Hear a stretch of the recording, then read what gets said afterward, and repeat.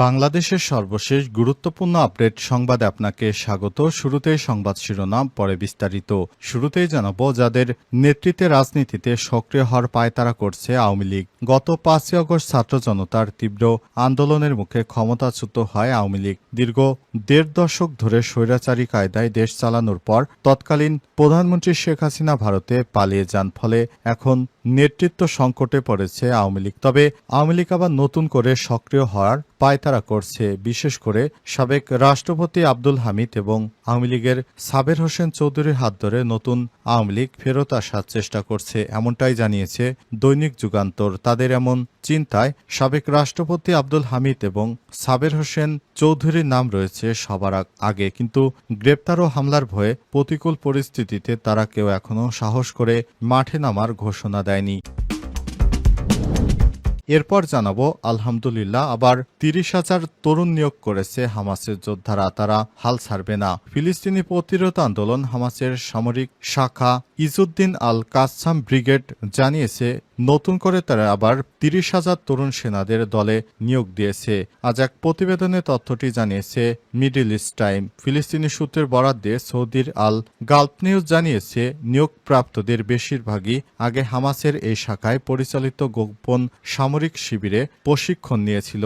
এখন হামাসে আবার ৩০,০০০ নতুন যোদ্ধা যোগ দেয় হামাস আগের মতো শক্তিশালী হল।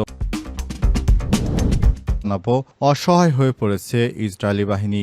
গাজা উপত্যকায় ফিলিস্তিনি স্বাধীনতাকামী সংগঠন হামাসের প্রতিরোধ টানেল মোকাবেলায় রীতিমতো অসহায় হয়ে পড়েছে ইসরায়েলি বাহিনী। সেখানে তাদের সামনে যে কঠিন চ্যালেঞ্জ রয়েছে সেই দিকেই ইঙ্গিত করেছে ইসরায়েলি সামরিক বিশ্লেষক আভি আশকেনাজি।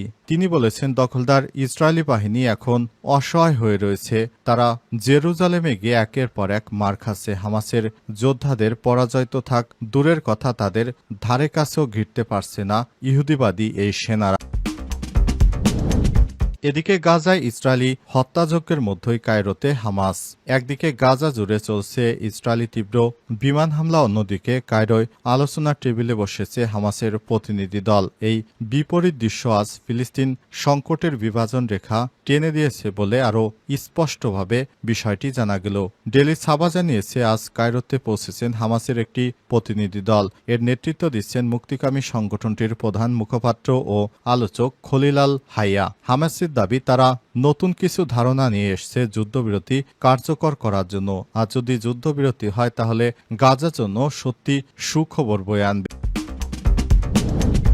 অসহায় হয়ে পড়েছে দখলদার ইসরায়েলি বাহিনী। গাজা উপত্যকায় ফিলিস্তিনি স্বাধীনতাকামী সংগঠন হামাসের প্রতিরোধে টানেল মোকাবেলায় রীতিমতো অসহায় হয়ে পড়েছে দখলদার ইসরায়েলের সেনাবাহিনী। সেখানে তাদের সামনে যে কঠিন চ্যালেঞ্জ রয়েছে সেটির দিকে ইঙ্গিত করেছে ইসরায়েলি সামরিক বিশ্লেষক আভি আশকেনাজি। ফিলিস্তিনি প্রতিরোধ টানেলের বিরুদ্ধে ইসরায়েলি বাহিনীর তৎপরতাকে চামচ দিয়ে সমুদ্র সেচার মতো বলে মন্তব্য করেছেন তিনি। একই সঙ্গে তিনি গাজায় যুদ্ধকে ইসরায়েলি বাহিনীর জন্য একটি জটিল চ্যালেঞ্জ হিসেবে উল্লেখ করেছেন।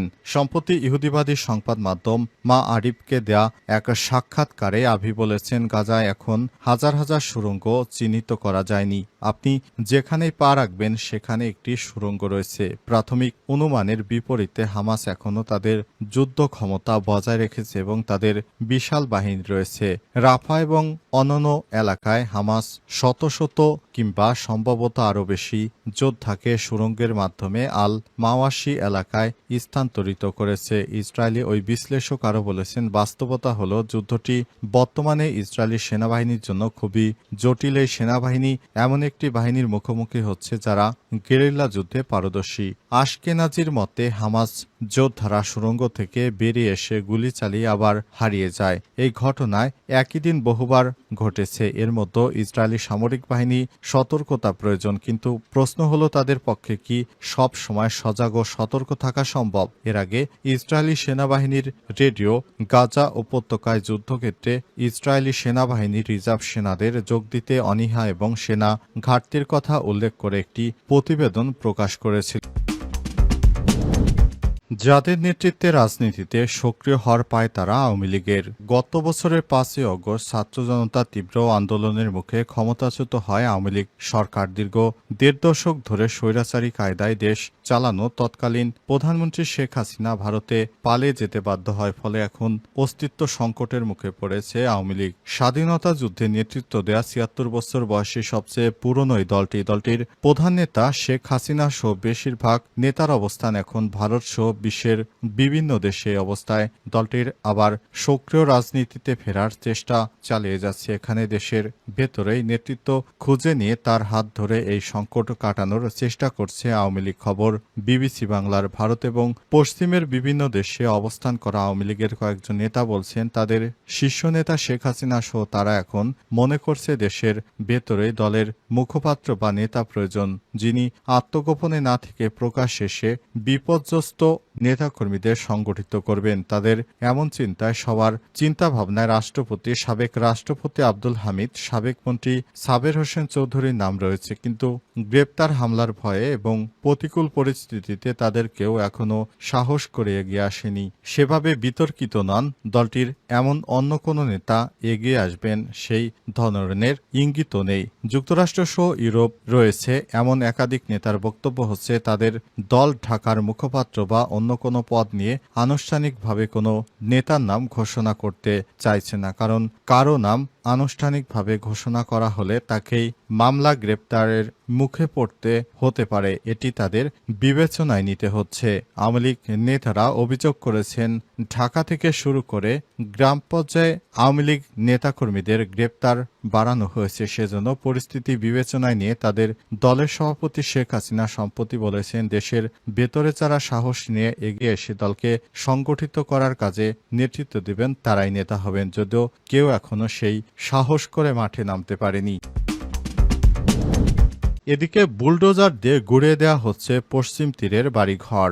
অধিকৃত পশ্চিম তীরের বাড়িঘর বুলডোজার দিয়ে গুঁড়িয়ে দিচ্ছে দখলদার বাহিনী।